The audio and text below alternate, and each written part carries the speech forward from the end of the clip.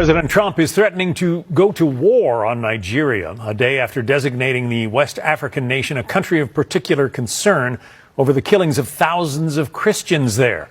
Stephanie Bennett is live in London with more on this. Stephanie. Hey, John. Yeah, the president has been very vocal in the last 24 hours on Truth Social. I want to read you just a couple excerpts of one that came out 5 minutes ago. The president said, quote, "If the Nigerian government continues to allow the killings of Christians, the USA will immediately stop all aid and assistance to Nigeria and may very well go into that now, quote, disgraced country, guns a-blazing," he says. He is then hereby instructing our Department of War to prepare for possible action.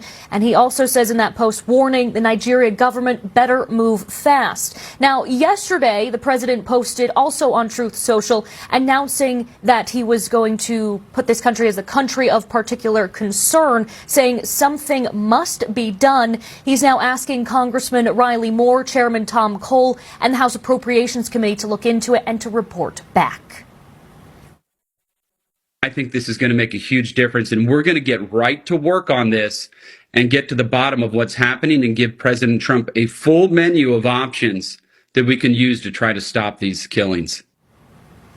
Yeah, and Moore says there's about 15 possible options, including suspension of security assistance and targeted sanctions. Nigeria is, of course, considered one of the most dangerous places in the world to be a Christian, according to the well-regulated Open Doors International Group. Over the years, thousands of Christians have been killed in churches, schools, and entire villages have been burned. Some even brand it a genocide. The Nigerian government vowed today to keep fighting violent extremism and said it hoped Washington would remain a close ally. But some analysts blame the country's inability to protect its citizens over that wide spectrum of armed groups that operate across the country, including Boko Haram. I think fundamentally Nigeria is a failed state. The corruption is simply out of control. So are the kinds of resources that should be there.